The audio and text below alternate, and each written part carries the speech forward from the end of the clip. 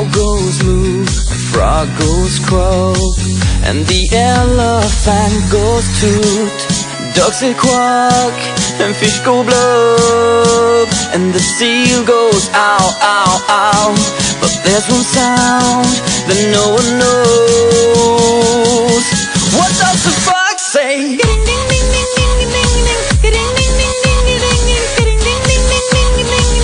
What the fox say?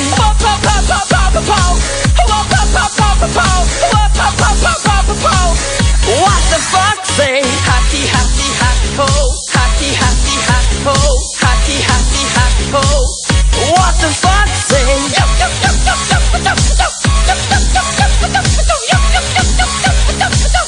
What the fox say?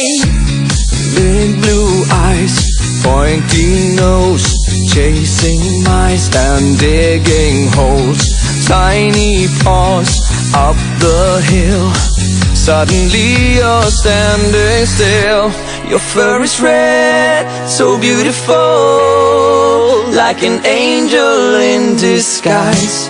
But if you meet a friendly host, will you communicate by more? How will you speak to that horse?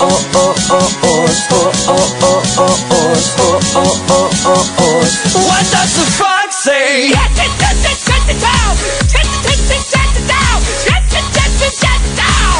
What the fox say?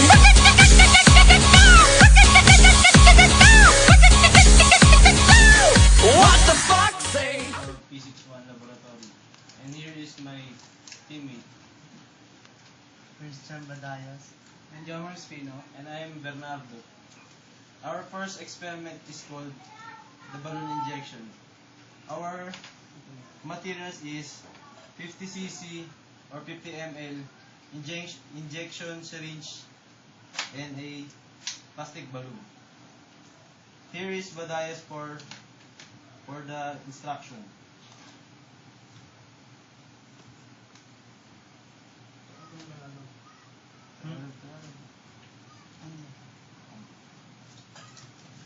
Itong balon na to, ilalagay natin dito sa loob ng encapsulation ng injection. Dapat ay nasa dulo siya. Tapos, pan natin ang kamay. At ito yung pulling para mag ano siya ng pressure dun sa loob. Ito mangyayari dito.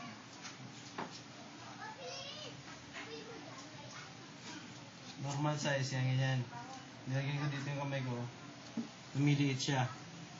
Kasi sa pressure, lumiliit siya. Tapos pag bumalik siya, bumabalik siya sa normal size niya. Ang tawag dito ay Boyle's Law. Parang ganito. Parang malinaw. Diba? Pinapakita dyan na pag pinrest mo siya ng ganon, yung pressure ng hangin, parang umaano siya, lumiliit yung lobo at nawawala yung yung natural volume niya. Pag in-increase natin siya ulit, bumabalik siya sa natural size niya. At ayun ang explanation ng Boyle's Law. Our second experiment is all about the dancing noodles. Our materials: a glass,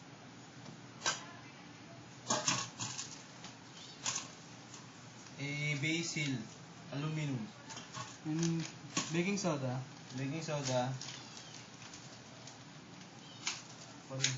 coloring food or dye,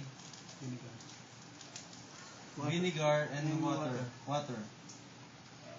and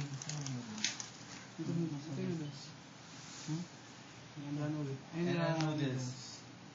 First, we add the water. Una, nalagyan natin tubig dito. Bigyan ba? Sige, may Pangalawa, vinegar. Pangalawa, yung vinegar. Sakto lang. Okay, tama. Pangatlo, Pangatlo, lalagay natin yung food color. food color ni Ray.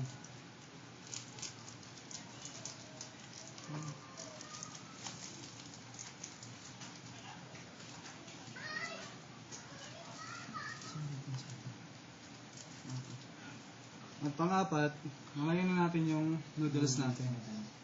Ito yung pinaka parang main ingredients natin. Dapat hindi siya gato ka, kailangan pa natin putol-putulin. Oo. Para talaga magda-dance.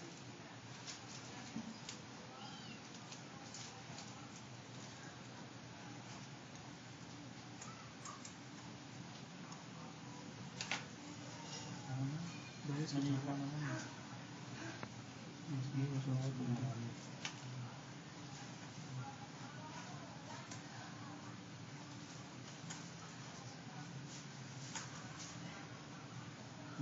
That's it. Okay, and last, And last, but of the least, the magic powder or our baking soda. Lagyan na natin siya. Okay.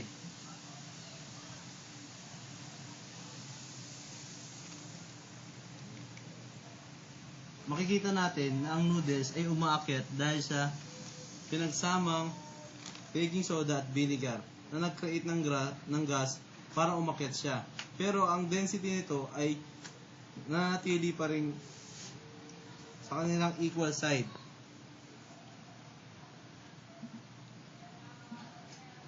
nakita nyo? Nag-create siya ng force para umakyat. At ayun na ng gas. Makikita natin na ang noodles ay nasa taas na. Kanina nasa baba, ngayon ay nasa taas na. Yun yung tawag sa experiment na to, ito yung dancing noodles.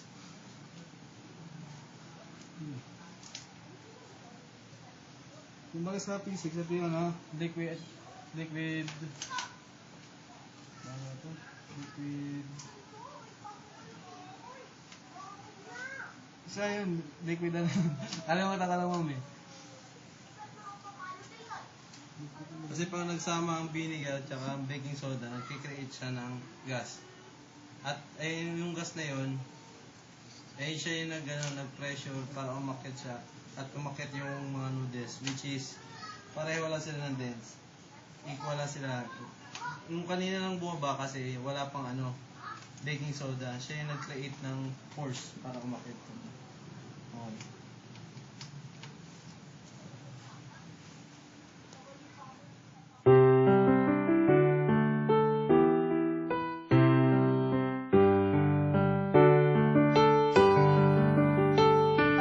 Wise men say